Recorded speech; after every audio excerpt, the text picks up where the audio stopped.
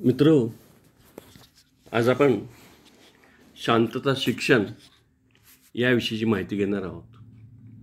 खरं म्हणजे शांतता शिक्षण ही संकल्पना जी आहे ही अलीकडच्या काळामध्ये खूप प्रसिद्धीला पावलेली आहे. वास्तविक पाहता ही संकल्पना फार नवीन आहे अशातला भाग नाही, तरीसुद्धा अलीकडच्या काळातला का महत्त्व प्राप्त झालं ते आपण पाहूया आणि त्याचे स्वरूप काय असतं आणि आपण त्यासाठी काय केलं पाहिजे याचा विचार आपण या लेक्चरमध्ये करणार आहोत.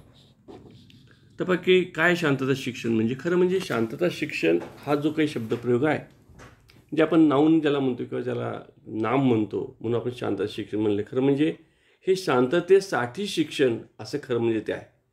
म्हणून असं म्हणले पहा की शांततेसाठी शिक्षण ही एक प्रक्रिया असून यामध्ये सभोवतालच्या नैसर्गिक वातावरणात व इतरांसोबत समाधानी राहण्यासाठी आवश्यक मूल्य ज्ञान प्राप्त करणे व त्यासाठी व्यवस्थित मूल्ये वृत्ती व कौशल्य विकसित करणे अभिप्रेत आहे. म्हणजे पहा, ज्याला पण शांतता शिक्षण म्हणजे काय, तर हे शांततेसाठीचं शिक्षण आहे. आणि त्याच्यामध्ये कशाचा समावेश होतो, तर व्यक्तीला, कुठलीही व्यक्ती जी असते ती आपलं जे काही नैसर्गिक वातावरण असतं तर त्यामध्ये आपल्याला राहायचं आहे, जगायचं आहे. आणि जगताना कुणाबरोबर जगायचं, इतर लोकांच्या बरोबर जगायचं आहे. आणि ते कसं जगायचं आहे, तर समाधानाने जगायचं आहे.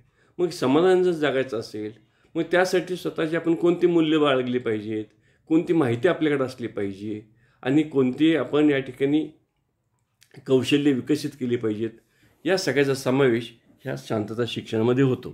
म्हणजे या ठिकाणी लक्षात घ्या की शांतता शिक्षणामध्ये महत्त्वाची गोष्ट आपण काय म्हणलं पहा की आवश्यक मूल्य, नंतर वृत्ती आणि कौशल्य विकसित करणं. कशासाठीची, तर या समाजामध्ये आपल्या सभोवतालचा समाज जो आहे, जो निसर्गामध्ये वावरतो आहे, त्याच्याबरोबर सुखानं, आनंदानं, शांततेनं राहण्यासाठी हे शिक्षण घ्यायचं आहे.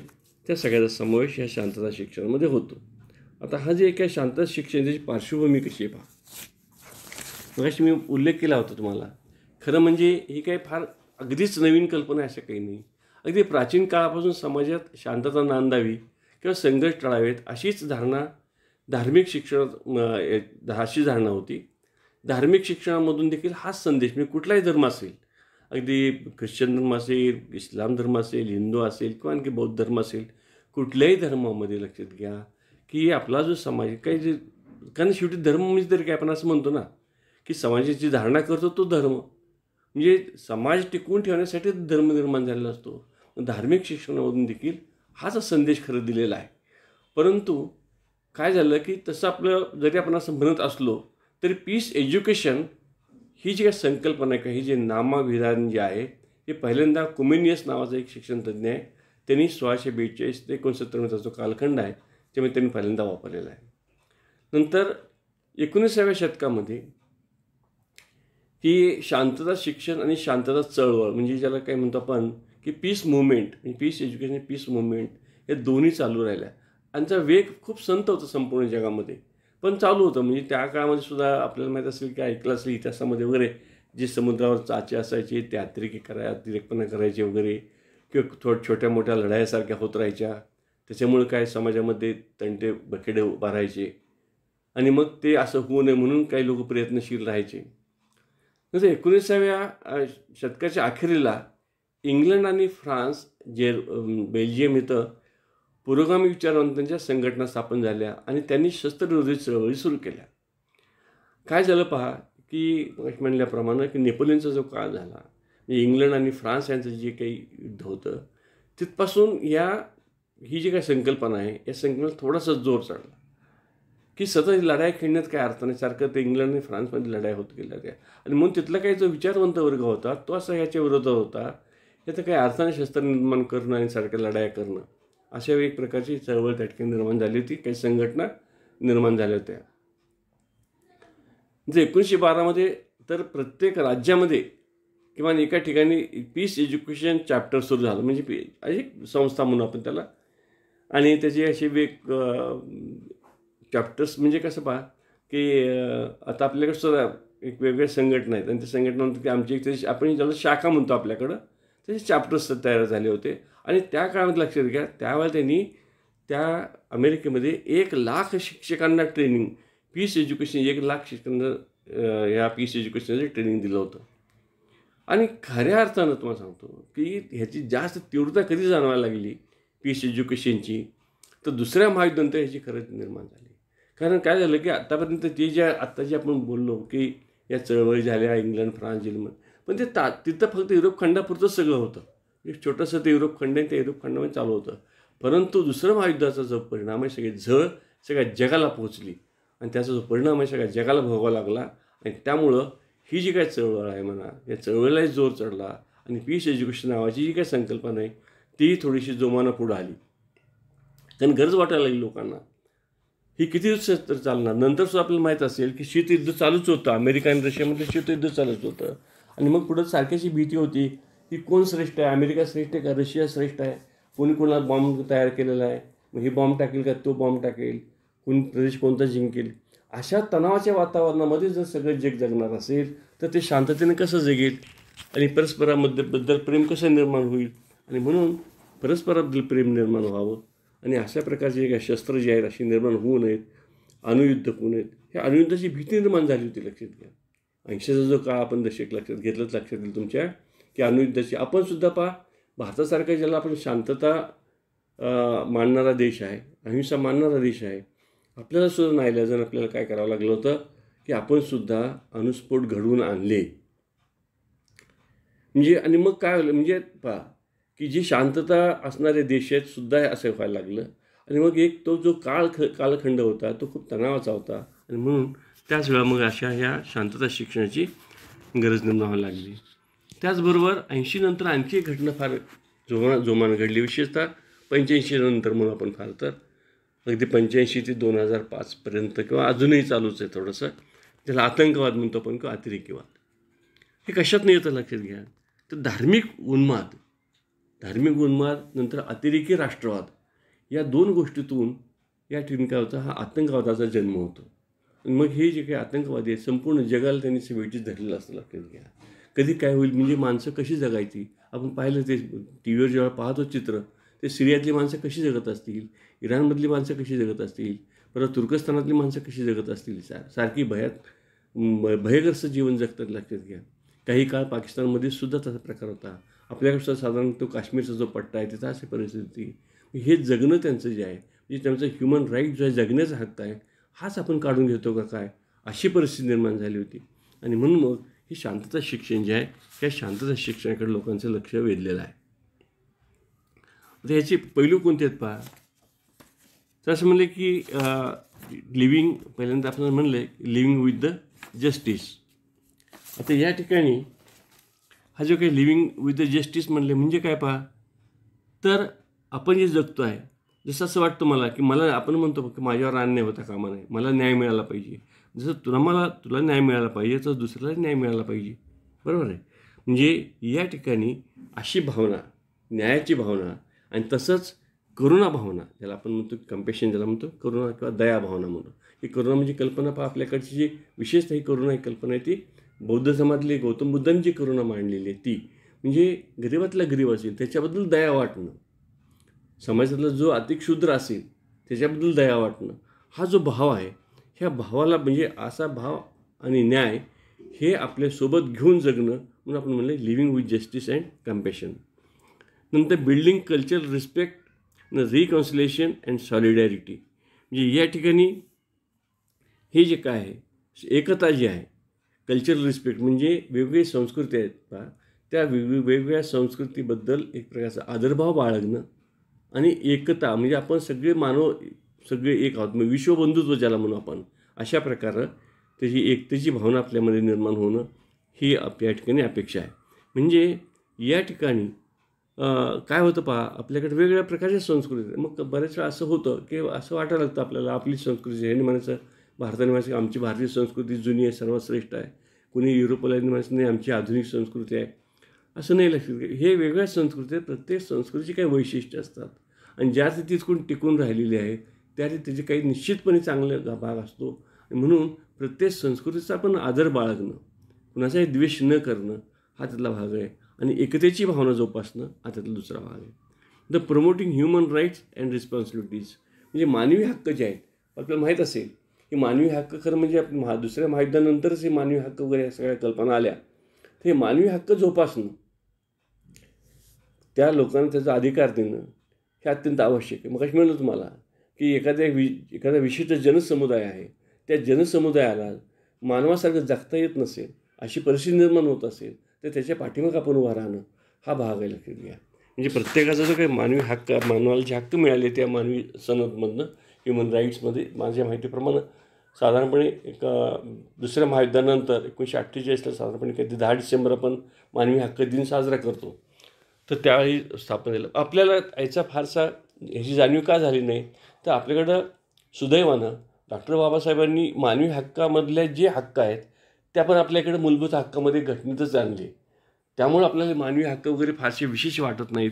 परंतु मी बोलण्याचं हक्क, अभिव्यक्तीचं स्वातंत्र्य असेल म्हणा, किंवा फिरण्याचं स्वातंत्र्य असेल म्हणा, मी कुठेही मला जाण्याचं, मी स्वतःची संपत्ती निर्माण करण्याचा हक्क असेल, माझी खाजगी किंवा ज्याला काय म्हणतो की खाजगीपणा जपण्याचा अधिकार असेल, तर ह्या ज्या गोष्टी आहेत, या सगळ्या गोष्टी आहेत, या गोष्टी जपणं आणि त्या संदर्भात आपण जबाबदार असणं हा भाग ह्या पीस एज्युकेशनचा आहे. Living in harmony with the earth हे जसं खरं आहे, आमच्या मानवी याच्याबद्दल जसं खरं आहे, तसंच पृथ्वी तलावर आपण जगतो आहोत. तर ह्या पृथ्वी तलावर अवाजवी वरबाडून सगळं निसर्ग घेणं हे बरोबर नाही. तर निसर्गाच्या वाढीला किंवा निसर्गाला सुसंगत अशाच आपल्या सुधारणा करणं, अशीच आपण प्रगती करणं अपेक्षित आहे. आपण बऱ्याच वेळा असं होतं की हव्यासापायी, अति लोभापायी आपण निसर्ग ओरबाडायचा प्रयत्न करतो आणि त्यातून काही गुंते निर्माण होतात. ते इथं मला अपेक्षित नाही. जसं आपण म्हणतो की फार मोठी प्रचंड जंगलतोड केली आपण, त्याचे मग परिणाम आपल्याला भोगावे लागतात वगैरे वगैरे.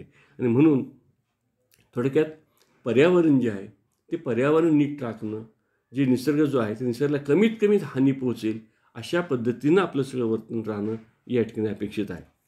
तर कल्टिवेटिंग इनर पीस म्हणजे ज्याला आत्मशांती म्हणू आपण, हे या ठिकाणी फार महत्त्वाची गोष्ट लक्षात घ्या, आत्मशांती. कारण काय, जर आत्मशांती नसेल तर कुठल्याच गोष्टी साध्य होणार नाहीत. म्हणजे आपल्याला आपल्याकडे जे षड्रिप असतात, आपल्याला राग, लोभ, मोह, मत्सर सगळे म्हणतो आपण, किंवा अगदी पाश्चात्य राष्ट्राच्या ह्याच्याप्रमाणे जर विचार केला तर त्यांच्याकडे 14 सहज प्रवृत्ती म्हणतो आपण. ह्या नैसर्गिक प्रवृत्ती असतात. आणि ह्या नैसर्गिक प्रवृत्ती ज्या असतात, ह्या नैसर्गिक प्रवृत्तीप्रमाणे प्राणी मात्र जगत असतो. परंतु मग प्राण्यामधील माणसामध्ये फरक काय होतो, तर मानव प्राणीकडनं अशी अपेक्षा असते की या ज्या सहज प्रवृत्ती आहेत, या सहज प्रवृत्तीवर मात करणं किंवा त्याला समाजमान्य मार्गानं त्याचं रूपांतर करणं, त्याला आपण उदात्तीकरण करणं, सबलिमेशन करणं म्हणतो, हे आम्हाला अपेक्षित असतं. त्या ठिकाणी असं होत नाही. लक्षात घ्या की मी म्हणलं तुम्हाला की भूक लागलेली आहे, भूक ही माझी जैविक गरज आहे. काय, प्राण्याची जैविक गरज असते.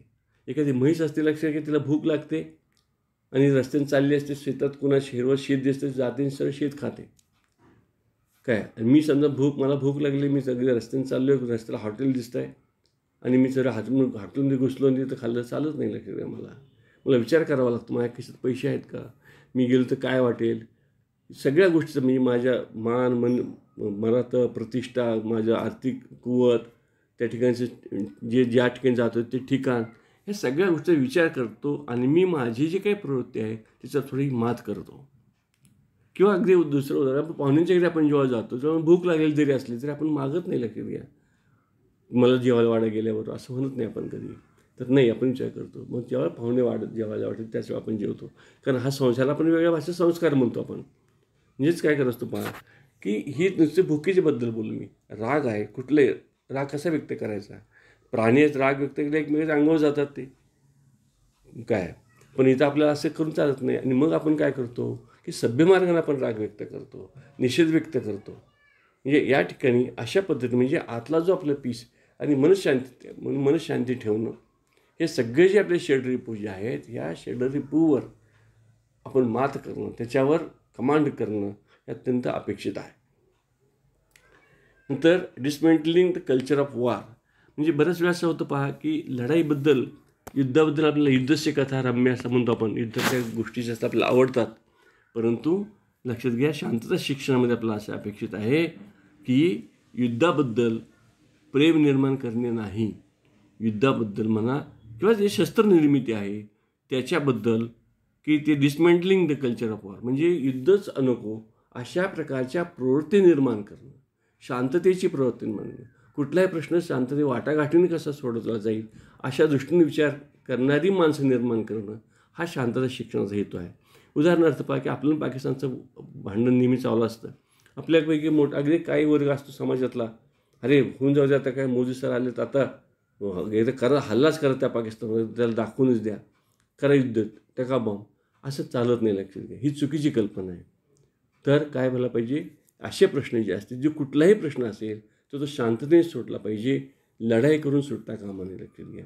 अशा प्रकारची मनोवृत्ती तयार करणं हे शांतता शिक्षणाचा एक पैलू आहे किंवा एक हेतू आहे असं म्हणून आपण. आता शांतता शिक्षणाचा हेतू म्हणजे जे पैलू आहेत तेच थोडेसे आपण विस्तारित म्हणून हेतू सांगतो पहा. तर काय करायचं आपल्याला शांतता शिक्षणामध्ये, तर समाजामध्ये सहिष्णुता, परस्पर सामंजस्य व प्रेम भावना वाढवणं. म्हणजे पहा की समाजामध्ये सहिष्णुता हल्ली दिवसेंदिवस होत चाललेलं आहे. पहा की आपली सहिष्णुता कमी होत चाललेली आहे. आपल्याला काही सहन होत नाही, म्हणजे दुसऱ्या धर्माचं काही सहन होत नाही, दुसऱ्या जातीचं सहन होत नाही, दुसऱ्या भाषेचं सहन होत नाही, किंवा हे कशाला आपल्या घरातल्या दुसऱ्या माणसाचं काही वर्तन आपल्याला सहन होईन असं झालेलं आहे. तर असं नाही चालणार, लक्षात घ्या. ती सहिष्णुता वाढीच लागली पाहिजे. इतर दुसऱ्या व्यक्तीच्या बद्दल जे काही वर्तन असेल त्याच्याबद्दल सहिष्णुता असेल, दुसऱ्याचा धर्म असेल त्याची धार्मिक सहिष्णुता असेल, भाषिक सहिष्णुता असेल, तर ही सहिष्णुता वाढीस लावणं आणि परस्पर सामंजस्य आणि प्रेम भावना वाढवणं. म्हणजे म्हटलं की जर तुम्हाला हे सगळं व्हायचं असेल, युद्ध करायचं नसेल, शांतता सामंजस्य जगायचं असेल, तर हे भावना वाढीच लावायला पाहिजे, हे उघड आहे. नंतर समाजामध्ये अहिंसात्मक वृत्तीचा पुरस्कार करणं, म्हणजे कोणताही प्रश्न हा हिंसेनं सुटतच नाही, लक्षात घ्या. काय नेहमी असं म्हणलं जातं पहा की जर आपण समजा एकाने एक मारलं म्हणून दुसऱ्याने त्याला मारायचं, दुसऱ्याने मारलं की पुन्हा तिसऱ्याने मारायचं, असं जर करत गेलो तर युद्ध सगळं जग संपून जाईल ना. ह्यांनी एक समजा एका राष्ट्राने दुसऱ्या राष्ट्रावर युद्ध केलं, त्यांनी बॉम्ब टाकला म्हणजे ह्यांनी दुसरा बॉम्ब टाकला, तर तेही राष्ट्र संपले, हे राष्ट्र संपेल, इतरच नव्हे आणखी 4 राष्ट्र संपतील. असं होत नाही. आणि म्हणून अहिंसा किती महत्त्वाची आहे ही गोष्ट प्रत्येक मुलाच्या मनावर बिंबवणं, प्रत्येक व्यक्तीमध्ये बिंबवणं अत्यंत आवश्यक असतं आणि हा एक शिक्षणाचा हेतू आहे. नंतर पर्यावरण बाबी संबंधित सकारात्मक वृत्ती निर्माण करणं, म्हणजे जे काही मगाशी म्हटलं मी तुम्हाला की निसर्गामध्ये आपल्या भोवती निसर्ग आहे. ठीक आहे, आपल्याला ज्यावेळेला आपण मनुष्य प्राणी उत्क्रांत होत असतो त्याला प्रगती करायची असते आणि मग प्रगती करताना काही वेळा निसर्गावर आपल्याला काही वेळा मात करावी लागते, डोंगरदऱ्या फोडून काही वेळा रस्ते करावे लागतात, काय इमारती बांधाव्या लागतात, हे खरं आहे. पण किमान कसं करता येईल, म्हणजे जिथं किमान हे सगळं फोडाफोडी तोडातोडी करावी लागेल असा विचार केला पाहिजे नेहमी. कमीत कमी झाडं कशी, हायवे करायचं तुम्ही झाडं तोडणार सगळी, असं कसं करून चालेल तुम्हाला. म्हणून निसर्गातल्या कमीत कमी निसर्गाला हानी कशी पोहोचेल अशा पद्धतीची वृत्ती, अशी सकारात्मक वृत्ती आणि निसर्गामुळंच आपण आहोत ही गोष्ट ते मुलाच्या मनावर बिंबवणं अत्यंत अपेक्षित आहे. नंतर संपूर्ण विश्वातील हिंसाचार, युद्ध याविषयी तिरस्कार निर्माण करणं, म्हणजे कुठल्या 2 राष्ट्राचं युद्ध चालू आहे की आपण कुठं ते एका राष्ट्राच्या बाजूला जाणं आणि मग नाही आता होऊ जातं, आम्ही तुम्हाला मदत करतो किंवा आपण त्याला मदत करायला पाहिजे किंवा आपणच युद्ध केलं पाहिजे, अशा प्रकारचा विचार न करता हे युद्ध कसं मिटेल, तर अशा पद्धतीचाच विचार आपल्याला केला पाहिजे आणि अशा प्रकारे विचार करणारी माणसं आपल्याला निर्माण करायची आहेत. म्हणजे हिंसाचाराबद्दल, युद्धाबद्दल तिरस्कारच निर्माण व्हायला पाहिजे. कुठलाही हिंसाचार असो मग, तर नाही, हिंसेने प्रश्न सुटणारच नाही आणि म्हणून त्याचा तिरस्कार करणारी माणसं आपल्याला निर्माण करायची आहेत. नंतर संपूर्ण विश्वातील विविध जनसमुदाय व त्यांच्या संस्कृती याविषयी सद्भाव व आदरवाढीस लावणे. म्हणजे म्हणलं मी तुम्हाला, अगदी एखादी आदिवासी जमात संस्कृती म्हणजे अगदी नागर संस्कृतीबद्दल बोलतोय असं नाही, अगदी आपण छोटासा गट घेऊया, अगदी आदिवासी समूह एखाद्या कल्पना, मी अगदी मेळघाटातला आदिवासी समूह आहे, अगदी जगापासून तुटलेला आहे, तो रिमोट झालेला आहे, तरीसुद्धा त्यांची एक संस्कृती असते आणि ती संस्कृती असते त्याच्याबद्दल देखील आपण रिस्पेक्ट बाळगला पाहिजे. जे मी एकदा माहिती अशी घेतली की त्या गडचिरोलीच्या बाजूला आदिवासीचा भाग आहे, तिथे एक घोटुल नावाचं एक पद्धत आहे. म्हणजे काय असतं घोटुलमध्ये पहा, तर विशिष्ट वेळेला ते आदिवासी तरुणी एकत्र येतात, काही पौर्णिमा वगैरे काही सण असेल ते, आणि त्यावेळेला ते आपला वर किंवा वधू तिथं पसंत करतात, आपल्या पसंतीचं ॲक्टिंग करत असतात आणि त्याला घेऊन जातात आणि मग त्यांचं ते लग्न होतं. म्हणजे लक्षात घ्या खरं म्हणजे ही आदिवासी ही किती चांगली प्रथा आहे. म्हणजे ही आदिवासी संस्कृतीला इतका उन्नत भाग आहे, लक्षात घ्या, की जी आम्ही नागर संस्कृतीमध्ये सुद्धा अजून मान्य करत नाही. म्हणजे ही जी गोष्ट आहे, म्हणून म्हणलं तुम्हाला, कुठलीही संस्कृती, कुठलाही धर्म असेल, त्या ठिकाणी संस्कृती असेल ती चांगलीच असते. त्याच्याबद्दल रिस्पेक्ट वाटणं आणि त्याबद्दल आदरभाव निर्माण करणं हे अत्यंत आवश्यक असतं. बऱ्याच वेळा मी म्हणलं तुम्हाला की आपण संकुचित होतो. आम्ही महाराष्ट्रीयन आहोत, मराठी सर्वश्रेष्ठ आहे, मराठीत सगळे लेखक चांगले आहेत, मराठीसारखी भाषाच नाही. मराठी भाषा चांगलीच आहे, प्रश्नच नाही. पण याचा अर्थ असं होत नाही की कन्नड खराब आहे, याचा अर्थ असा होत नाही की तेलुगू कमी आहे, असं होत नाही. लक्षात घ्या, तिथेही भाषा चांगली आहे, तिथेही चांगले लेखक आहेत, तिथेही चांगले कवी आहेत, अगदी जगन्मान्य कवी आहेत, जगन्मान्य लेखक आहेत. हे आपण लोक आपल्या विद्यार्थ्याच्या मनावर बिंबवलं पाहिजे. म्हणजे प्रत्येकाने आपल्या केवळ मी राहतो तिथलाच भाग नव्हे, तर इतर ठिकाणीसुद्धा चांगले लोक असतात. इतर ठिकाणी देखील चांगले लोक आहेत, चांगली संस्कृती आहे, चांगली कला आहे, चांगलं साहित्य आहे, चांगलं संगीत आहे, चांगलं नृत्य आहे.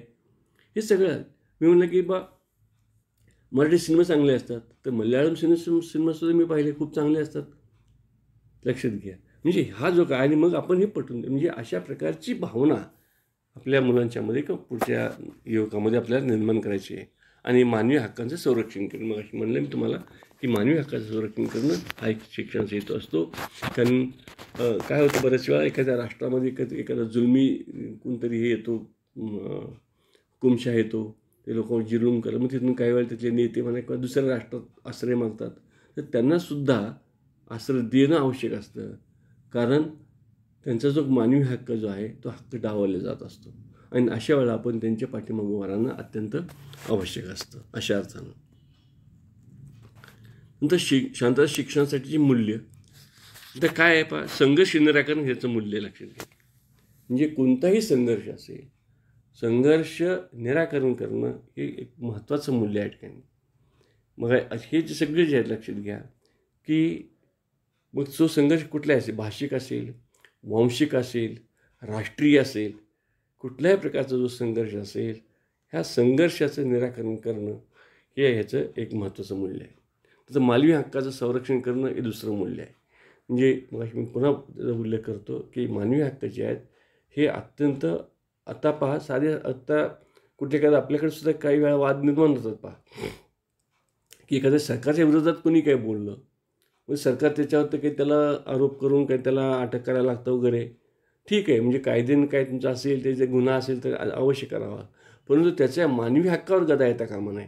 जे उदाहरणार्थ मी सांगतो, समजा एखादा कैदी आहे, त्याने गुन्हाच केला आहे, चोरीच केलेली आहे, त्याला आपण पकडून काय तुमच्या कायद्याप्रमाणे त्याला आपण आत नेलं, पण म्हणून त्याला त्याचं जेवण मिळालं पाहिजे, त्याला जे काही आवश्यक असतं, जे काही जीवनावश्यक गोष्टी असतात ते त्याला मिळावेच लागतात. जेलमध्ये सुद्धा आपण त्याला देतो, हे देणं अपेक्षित असतं, का तर तो त्याचा ह्युमन राईट आहे. म्हणजे हे ज्या गोष्टी आहेत अशा अर्थानं, म्हणजे अगदी मी कायद्याबद्दल बोललो आणि सामान्य नागरिकाबद्दल तर असतं कुठल्याही. तर न्याय, समता, बंधुत्व यांचं संवर्धन, म्हणजे आपल्या घटनेतलेच खरं म्हणजे कलम आहेत, यांचं संवर्धन, याच्याबद्दल प्रतिष्ठा वाटणं, याच्याबद्दल आदर वाटणं, याच्याबद्दल बांधिलकी वाटणं आणि बांधिलकी जोपासणं, म्हणजे हे केवळ आपल्या घटनेतली मूल्य आहेत. आणि मग काय रे, ठीक आहे, ज्यांनी घटना बघायची त्यांनी बघा, आमची नोकरी करतो वगैरे, असं नसतं. लक्षात घ्या, हे आपल्या दररोजच्या जीवनातल्या जगण्याचा भाग आहे. ही मूल्ये जी आहेत, या मूल्यांचं संवर्धन करणे आपल्या जगण्यातला सगळा भाग आहे. म्हणून न्याय, समता, बंधुत्व यांचं संवर्धन करणं. न्याय मग कुणालाही असेल तर न्याय मिळालाच पाहिजे, समता असलीच पाहिजे, आणि बंधुत्व, म्हणजे या ठिकाणी या ज्या बाबी आहेत त्या बाबी, म्हणजे ही जी काही मूल्य आहेत, ही मूल्य ही केवळ शांतता शिक्षणासाठीच नव्हे, खरं म्हणजे आपण नेहमीसाठीच्या, म्हणजे आपल्या जीवनाचा तो अविभाज्यच भाग असला पाहिजे, अशी कल्पना आहे. ती तर विश्वबंधुत्व अलीकडं तर आपल्याला हे आता आपण जवळजवळ मान्य केल्यासारखं झालं आहे की आपण आता 91पासून तर आपण आता जागतिकीकरणामध्ये चाललेलो आहोत. त्यामुळे आता कसं होतं पहा, असं म्हणून मला चालत नाही की आम्ही फक्त भारतीय जाऊ. ठीक आहे, भारताबद्दल अभिमान असणं, महाराष्ट्राबद्दल अभिमान असणं, आपल्या गावाबद्दल अभिमान असणं हे खरं आहे, पण केवळ आता आपण तिथं थांबत नाही. आता आपण खरे एका विश्वाचे नागरिक झालेलो आहोत. कारण कुठल्याही विश्वातल्या कुठल्याही घटनेचा परिणाम तुमच्या प्रत्यक्ष जीवनावर व्हायला लागलेला आहे आता. ह्या व्यवहारिक दृष्टिकोनातून तरी पहा कमीत कमी याकडं. आणि म्हणून हे सगळे विश्वातले जे नागरिक आहेत ते माझे बंधुत्व आहेत. म्हणजे विनोबा भावेंनी म्हणले की हे विश्वची माझे घरं, म्हणजे या ठिकाणी विश्वबंधुत्व आहे, ही जी काही मूल्ये फार महत्त्वाची राखलेली आहे. म्हणजे कुठल्याही देशातला नागरिक आहे तो. मध्ये आपल्याकडे सोलापूरचे आमचे एक शिक्षक होते रणजित सिंग डिसले, त्यांना एक अवॉर्ड मिळाला, इंटरनॅशनल अवॉर्ड मिळाला.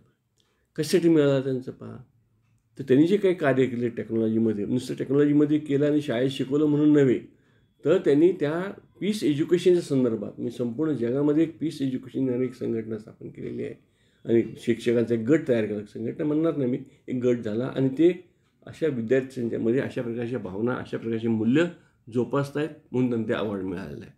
म्हणजे हे विश्वबंधुत्व आहे, हा जो काही भाग आहे तो या ठिकाणी फार महत्त्वाचं मूल्य मानलं जातं.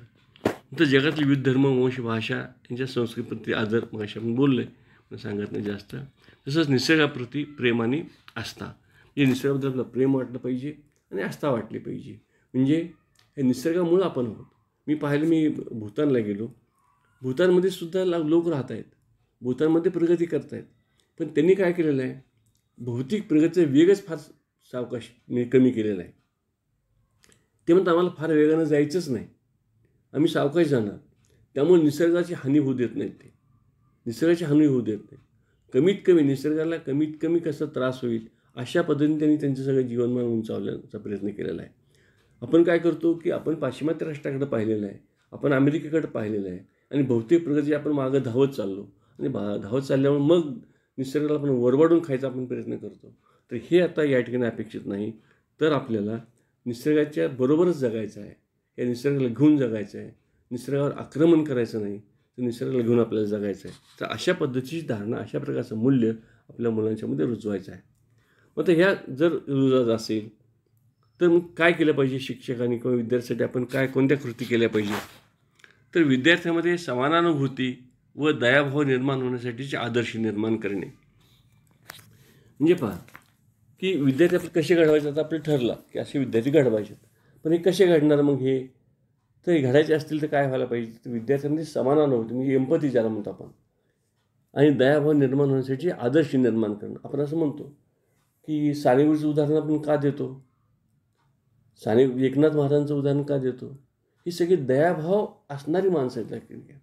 अशा पद्धतीची की आता हे त्यावेळी म्हणजे आपली भूतकाळातली माणसं आहेत, म्हणजे इतिहासातली आपण म्हणूया. पण आता आपल्या ह्या आसपास जी माणसं आहेत त्याच्यामध्ये सुद्धा आपल्याला काय अशी माणसं पुढे निर्माण केली पाहिजे. आदर्श शिक्षक स्वतःचा आदर्श निर्माण व्हायला पाहिजे की त्या दयाभाव, म्हणजे जर शिक्षकच रागीट असतील, शिक्षकच मारत असतील, शिक्षक शिक्षा करत असतील, शिक्षक हिंसक वागत असतील, तर कसा दयाभाव निर्माण होईल. तेव्हा नंतर समानानुभूती याचा अर्थ असा की नुसती दया नव्हे, दुसऱ्याबद्दलची दया वाटणं नव्हे, तर मी त्या ठिकाणी असेन तर त्या ठिकाणी मी कसा विचार करेन त्या अमुक एका घटनेचा, त्या प्रसंगाचा, अशा पद्धतीचा विचार करायला लावणार, अशा पद्धतीचा विचार म्हणजे समानानुभूती. तर आणि अशा प्रकारचे आदर्श आपल्याला निर्माण करायचे. तर विद्यार्थ्यांना शिक्षण तर प्रेमानं सुधारा. म्हणजे आपण ज्या विद्यार्थी शाळा शिकायला येतो, आपण म्हणतो की त्याचं वर्तन बदल करणं, अपेक्षित वर्तन बदल करणं म्हणजे शिक्षण आहे. तर हे जे काही अपेक्षित वर्तन बदल करणं शिक्षण जर असेल, तर हे वर्तन बदल करताना शिक्षण न करता प्रेमानंच करणं अपेक्षित आहे. आणि तुम्हाला सांगतो मी की प्रेमानंच माणसं सुधारतात, शिक्षण माणसं सुधारत नाहीत.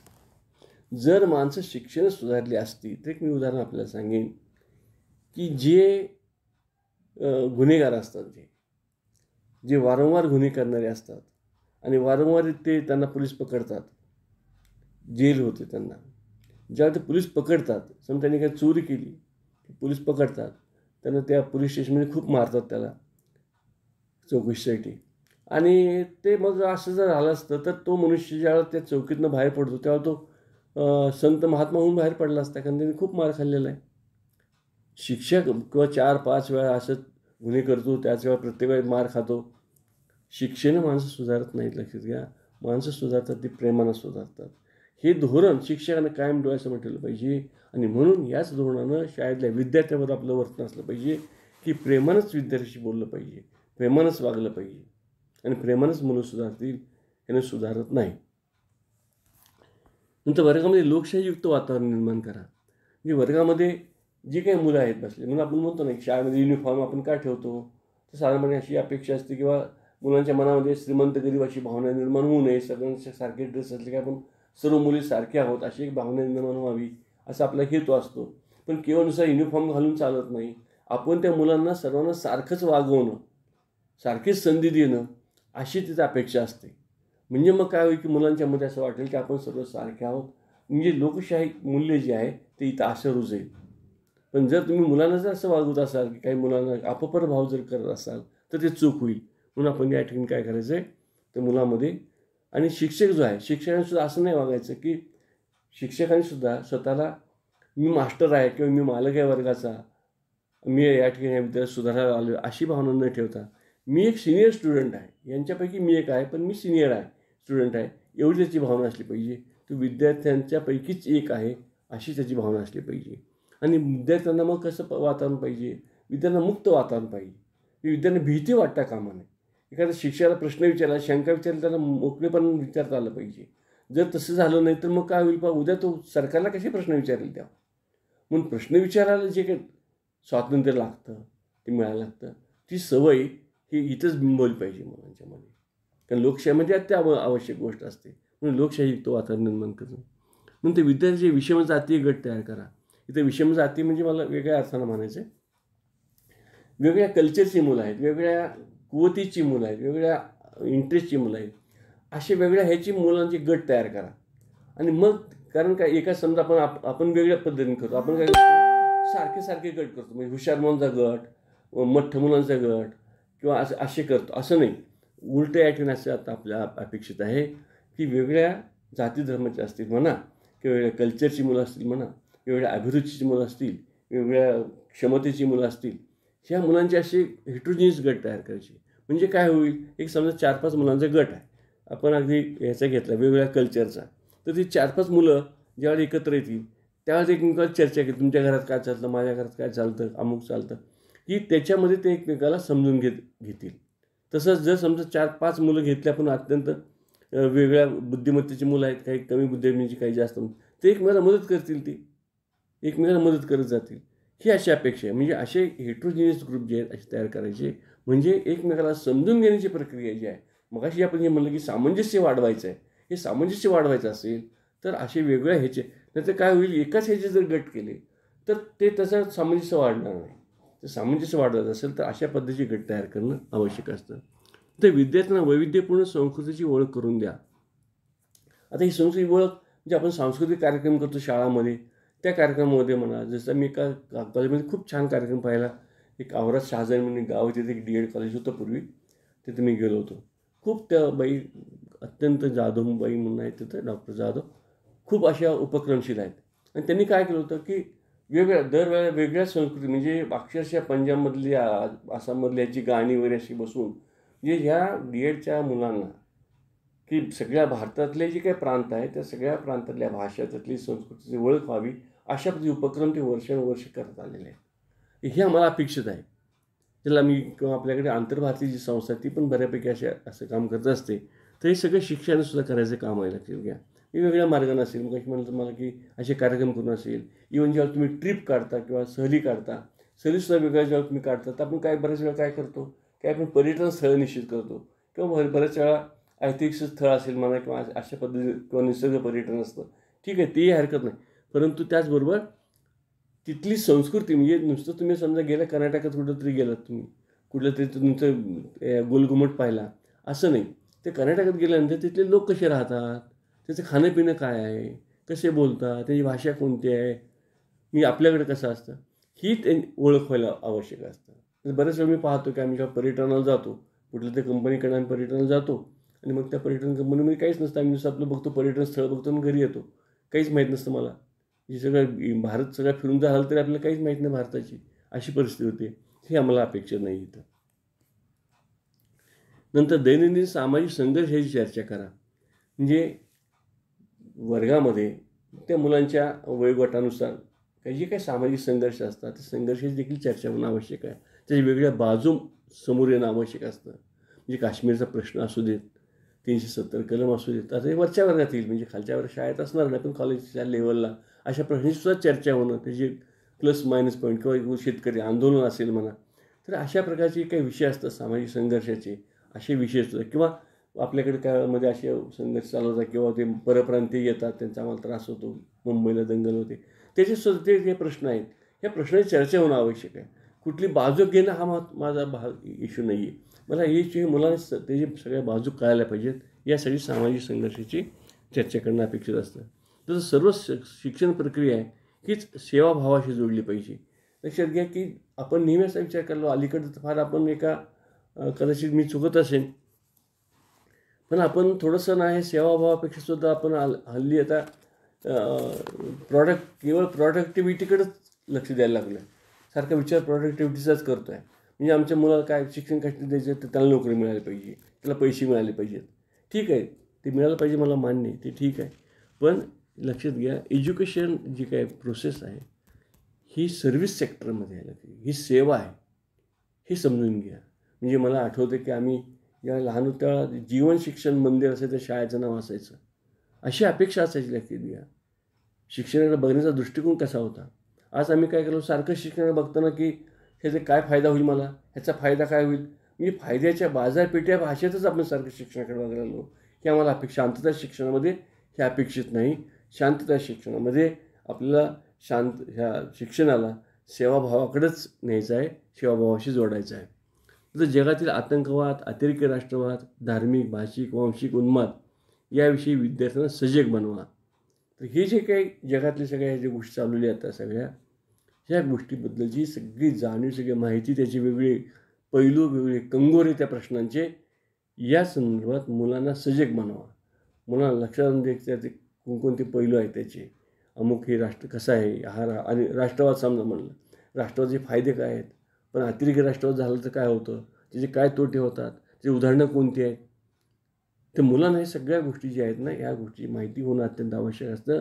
कारण याचा संबंध सगळा आपल्या शांतता शिक्षणाशी येतो.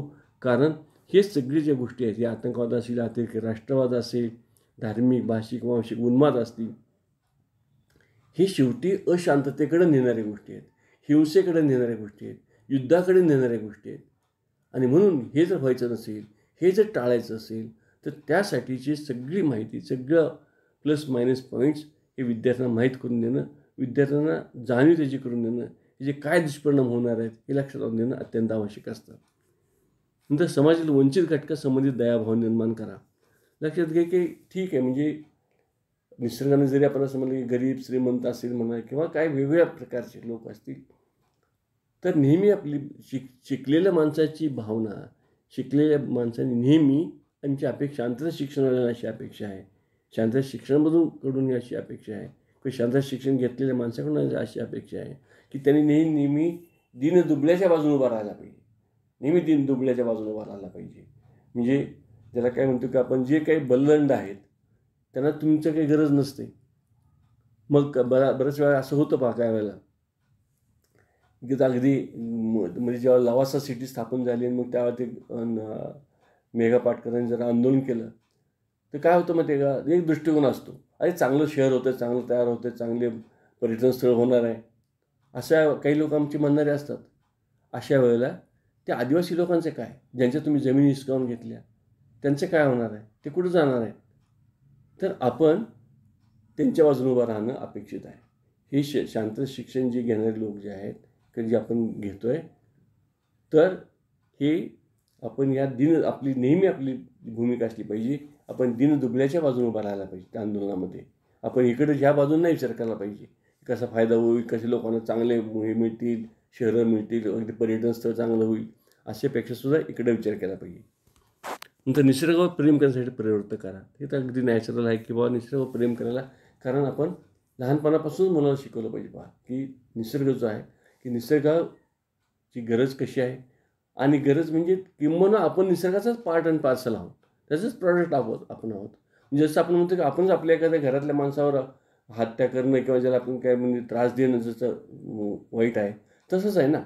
निसर्गावर अन्याय करणं म्हणजे आपल्या घरातल्या माणसावर अन्याय केल्यासारखंच आहे, कारण त्याचंच आपण हे आहोत ना, अपत्य आहोत निसर्गाची. ही भावना जी मुलांच्या भावनामध्ये निर्माण करणं अपेक्षित आहे. ह्या जर आपण अशा केल्या तर निश्चितपणे त्या मुलांच्यामध्ये एक प्रकारचे मानवतावादी दृष्टिकोन निर्माण होईल. मग यासाठी शिक्षक जो आहे तो शिक्षक कसा असला पाहिजे? तर शिक्षक मुळात म्हणजे स्वतः जो सहिष्णू असला पाहिजे, स्वतःकडे परोपकार भाव असला पाहिजे. म्हणजे जर शिक्षक जर रागीट असतील, चिडखोर असतील, मुलावर आरडाओरडा करणारे असतील तर कसं चालेल तेव्हा? तर म्हणून तो मुलगा शिक्षक जे आहेत ते स्वतः सहिष्णू असले पाहिजेत. नंतर शिक्षक कसा असला पाहिजे? तर शिक्षकाने आपले वरिष्ठ असतील, आपले सहकारी असतात, आपले विद्यार्थी असतात यांच्याबद्दल आदर बाळगला पाहिजे. बऱ्याच वेळा काय असतं, समजा एक 5-6 शिक्षक आहेत, 7-8 शिक्षक आहेत शाळेमध्ये. काही शिक्षक आहेत, प्रत्येकाचा वेगळ्या प्रकारचा विषय असतो शिकवायचा आणि प्रत्येकाची कुवत असते, प्रत्येकाची एक स्टाईल असते. मग हे शिक्षक काय त्या शिक्षकाबद्दल काही ते वाईट बोलायचं, त्यांनी त्याच्याबद्दल चुकीचं वागायचं की नाही. तर लक्षात घ्या, त्यांनी रिस्पेक्ट ठेवला पाहिजे. तो गणिताचा शिक्षक आहे ना, तो गणिताचा शिक्षक चांगला शिक्षक आहे, तो इंग्रजी शिक्षक चांगला आहे. म्हणजे अशा पद्धतीची जी काही भावना आहे, विद्यार्थ्याबद्दल रिस्पेक्ट ठेवला पाहिजे. आपल्या मुख्याध्यापकाबद्दल म्हणा किंवा प्रिन्सिपलबद्दल कॉलेजचं असेल तर प्राचार्याबद्दल रिस्पेक्ट ठेवणं, संस्थेबद्दल रिस्पेक्ट ठेवणं, ज्या संस्थेत काम करतो आपण. हे जे काय ह्या सगळ्यात म्हणजे सामंजस्याच्या गोष्टीत लक्षात घ्या. आपण ज्या संस्थेत काम करतो त्याच संस्थेला आपण शिवाय देणार, त्या संस्थेबद्दल आपण सारखा आरडाओरडा करणार, हे योग्य होत नाही. म्हणजे हे जे सामंजस्यात येत नाही. म्हणून शिक्षक असा असला पाहिजे की त्याला आपली संस्था असेल, आपला समाज असेल, आपले सहकारी असतील, आपले मित्र असतील, आपले विद्यार्थी असतील, ह्याच्याबद्दल त्याचा जो दृष्टिकोन आहे तो आदराचा असला पाहिजे, त्याला रिस्पेक्ट त्यांनी ठेवला पाहिजे त्यांचा. तर शाळेमध्ये होणारे संघर्ष आहेत ते संयमाने सोडण्याची क्षमता असली पाहिजे त्याच्यामध्ये. म्हणजे काय वेळा शाळेत खूप काही वेळा संघर्ष होतात, शिक्षकांमध्ये होतात, संस्था आणि शिक्षकांमध्ये होतात, शिक्षक आणि विद्यार्थ्यांमध्ये काय वेळा होतात, छोटे छोटे शाळा कॉलेज. मी शाळा म्हणजे मी नुसतं स्कूल याचा अर्थ मी फार अगदी बालवाडीपासून कॉलेजपर्यंत म्हणतो, लक्षात घ्या. तर होत असतात. तर अशा वेळेला हे संघर्ष कसे टाळता येतील किंवा कसे संयमानं सोडवता येतील असा प्रयत्न त्या शिक्षकाचा असला पाहिजे. तसंच त्या जे तो मानवतावादी असला पाहिजे. इतर अगदी गृहीतच धरलेला आहे. तो ह्युमॅनिस्टिक त्याचा जर अप्रोच असेल तरच हे सगळं तो करू शकेल. नंतर त्याला सामाजिक संघर्षात्मक बाबीची जाणीव असली पाहिजे. मी असे म्हणलं तुम्हाला की आता सध्या आपल्या शेतकरी आंदोलन चालू आहे म्हणा किंवा आणखी कुठं काहीतरी चालू आहे. हे एक संघर्षात्मक प्रश्न कोणते आहेत आपले हे त्याला माहीत असले, कारण त्याशिवाय तो कशी चर्चा करेल वर्गात. जर त्याला स्वतःच माहिती नसेल 370 कलम काय आहे, त्याच्यामुळे काय फायदा झाला, काय तोटा झाला, NRC कायदा काय आहे, त्याच्यामुळे काय आंदोलनं होत आहेत, काय त्यामुळे प्रॉब्लेम होणार आहेत, हे जे आहेत हे प्रश्न शिक्षकाला माहीत असला पाहिजे. तर तो कॉलेजमध्ये आपल्या विद्यार्थ्यांसमोर चर्चा करेल अशा अर्थानं. तर त्याला निसर्गाबद्दल प्रेम असलं पाहिजे. यात अगदी गृहीत धरलेलं आपण. त्याची अहिंसा, न्याय, समता व बंधुत्व यावर निष्ठा हवी. ही अत्यंत आवश्यक गोष्ट लक्षात घ्या. म्हणजे संविधान आता आपण सांगतो की शाळेमध्ये ते संविधानाशी लावा, प्रस्तावना लावा वगैरे वगैरे. तर ते जे आहे तर त्या नुसतं लावून नाही चालणार, लक्षात घ्या. ह्या सगळ्या गोष्टी ते शिक्षकाने स्वतः अंगीकारलेल्या असल्या पाहिजेत आणि ते दिसल्या पाहिजेत. ते दिसल्या पाहिजे विद्यार्थ्यांमध्ये, त्याच्या वर्तनामध्ये, शिक्षकाच्या वर्तनात दिसल्या पाहिजेत आणि त्याची निष्ठा असली पाहिजे की नाही ही आपली जी प्रिन्सिपलच्या घटनेतली ही आपली बांधिलकी आहे असं. आणि महत्त्वाचं म्हणजे त्याच्याकडे अत्यंत संवेदनशील मन असणं आवश्यक आहे. कारण संवेदनशीलता असेल तरच ह्या सगळ्या गोष्टी घडतील. आणि असं जर शिक्षक असतील तर निश्चितपणे हे जे काही मानवतावादी शिक्षण म्हणा किंवा शांतता शिक्षण म्हणा किंवा शांततेसाठीचं शिक्षण म्हणा हे देता येईल. आणि शांततेसाठी शिक्षण जर आपण दिलं, जर भावी नागरिक घडवले तर निश्चितपणे या संपूर्ण जगामधलं जे काही अशांतता आहे हे नष्ट होईल आणि एक प्रकारची शांतता नांदेल. तर ही जी शांतता नांदण्याचं जे काही आपण व्रत घेतलेलं आहे ते व्रत पूर्ण व्हायचं असेल तर आपण या ठिकाणी शिक्षकांनी फार मोठी जबाबदारी उचलली पाहिजे.